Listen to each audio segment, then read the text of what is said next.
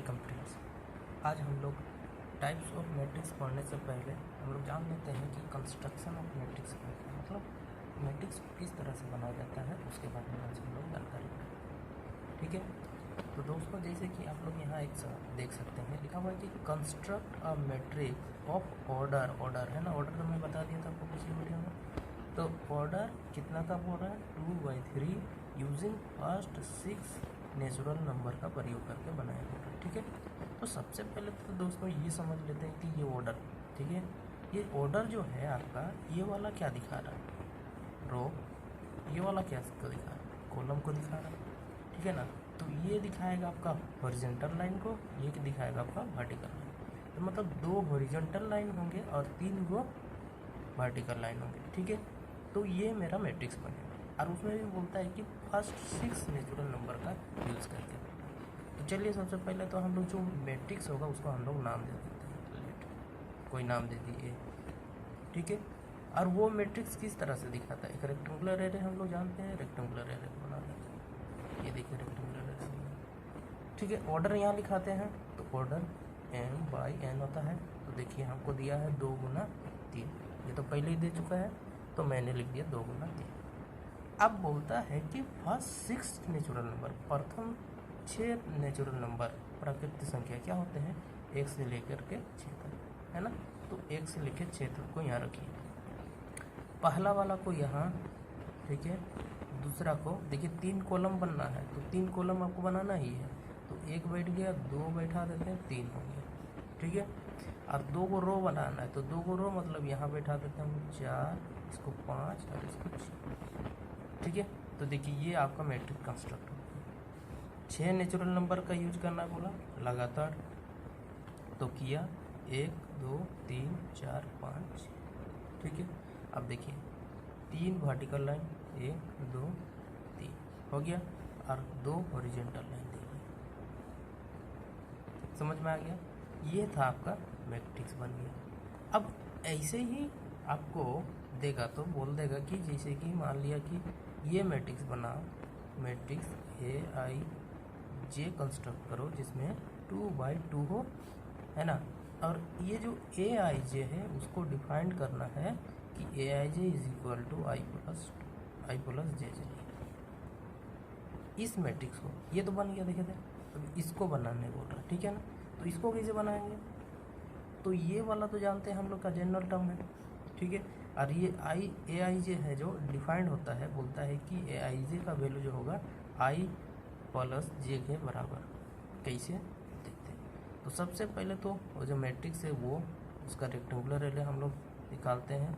ये इसमें A11 A12 A21 A22 होगा, क्योंकि देखिए 2/2 का बोला है तो 2/2, 2 गो कॉलम और 2 गो रो, ठीक है। 2 कॉलम 2 रो, इसके कारण यहाँ पर बन गया मेरा 4 गो एलिमेंट। देखिए 1 2 3 4, तो मेरा ये पोजीशन है ना, ये क्या है, ये तो पोजीशन दिखाता। अब ये A11 देखो तो भाई A11 का मतलब क्या है कि IJ मतलब क्या, I जो है 1 है और J जो भी है 1 है। तो AIJ कैसे डिफाइन होता है, तो बोलता है ये दिया है I प्लस J, तो मतलब यहाँ 1 प्लस 1 बराबर 2 हो गया। उसी तरह से A12 किस तरह डिफाइन करें, तो A देखिए ये यहाँ दिखा रहा I J है ना, तो I के लिए 1 J के लिए 2, तो यहाँ लिख देंगे 1 प्लस 2 इज इक्वल टू 3, ठीक है। तो देखो दोस्तों फिर यहाँ पर A21 के लिए AIJ फिर कंपेयर करते हैं, तो 2 किसके लिए दिखा रहा, I के लिए, और 1 किसके लिए, J के लिए। तो दिस इज इक्वल टू फिर 2 plus 1, this is equal to 3। अब फिर बचा 2 2, ये एलिमेंट 2 2, इसको भी कंपेयर करते हैं IJ के साथ। तो 2 जो होगा रो नंबर 2 दिखा रहा और कॉलम नंबर 2, तो इस हिसाब से 2 प्लस 2 इज इक्वल टू 4। देखिए ये डिफाइंड पहले ही किया था ना, उसी के मैं ऐसे लिख दिया, ठीक है। तो मेरे पास एलिमेंट आया है 2 3 3 4। अब इसको यहाँ रख देते हैं, क्या आएगा देखिए 2 फिर 3 फिर 3 फिर 4, ये बन गया आपका मैट्रिक्स 2x2, मतलब 4 एलिमेंट के। तो देखिए 4 एलिमेंट, 1 2 3 4 हो गया। और उसका सबका एलिमेंट अपने हिसाब से निकालने बोला था, क्योंकि इसमें हमको जनरल टर्म AIJ डिफाइन किया हुआ था। तो देखिए, तो 2 3 3 4 समझ में आ गया। ठीक है, अब हम लोग पढ़ेंगे टाइप्स ऑफ मैट्रिक्स। ठीक है, इससे जुड़े और भी सवाल बनाएंगे हम लोग। तो शुरू करते हैं हम लोग आज का टॉपिक, क्या, टाइप्स ऑफ मैट्रिक्स। तो सबसे पहले तो दोस्तों मैट्रिक्स के टाइप्स को जानने के लिए पहले दो मैट्रिक्स के बारे में जान लेना बहुत जरूरी है। एक तो है रेक्टेंगुलर मैट्रिक्स। अब ये रेक्टेंगुलर मैट्रिक्स किसको कहते हैं? रेक्टेंगुलर मैट्रिक्स वैसा मैट्रिक्स को कहा जाता है, एक मैट्रिक्स ले लेते हैं, मान लिया A, ठीक है, और n not equal to m। मतलब क्या कि ऑर्डर और न आपका कॉलम दोनों ही अलग होंगे। मतलब ये हुआ कि A इज इक्वल टू, अगर मान लिया AIJ ले लेते हैं तो 2/3, ये एक रेक्टेंगुलर मैट्रिक्स कहलाएगा। या तो हम ले सकते हैं कि AIJ करके दे देते हैं और 4 5 कर देते हैं, ये भी एक रेक्टेंगुलर मैट्रिक्स कहलाएगा। समझ में आएगा कि ऑर्डर सेम नहीं होना चाहिए। ठीक है, तो उसको बोलेंगे हम लोग रेक्टेंगुलर मैट्रिक्स।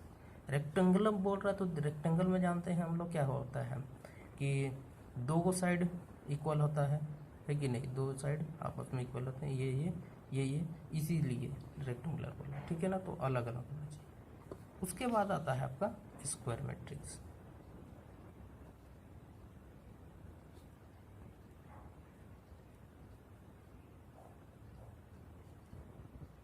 ठीक है, अब दोस्तों ये स्क्वायर मैट्रिक्स क्या होता है?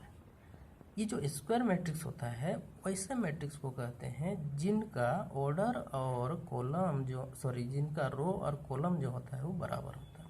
मतलब क्या, m/n जो होगा, मतलब जहाँ दिखाएगा m is equal to n।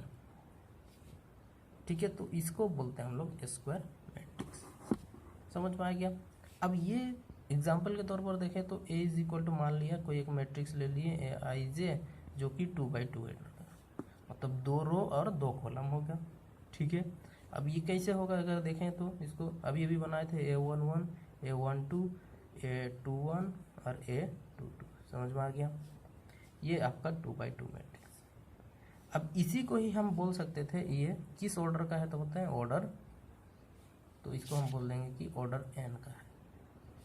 ठीक है ना, n मतलब यहाँ क्या 2 का है, तो ऑर्डर 2 का बोल देंगे। अगर n है तो n का बोल देंगे, m है तो m का हो गया।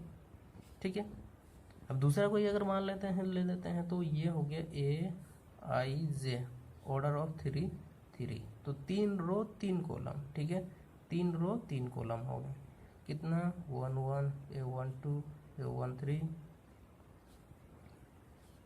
A23 A31 A32 A33। देखिए ये आपका 3/3 का, मतलब ऑर्डर 3 का हो गया, ऑर्डर 3 का मैट्रिक्स। समझ में आ गया। तो इस तरह के मैट्रिक्स को कहते हैं हम लोग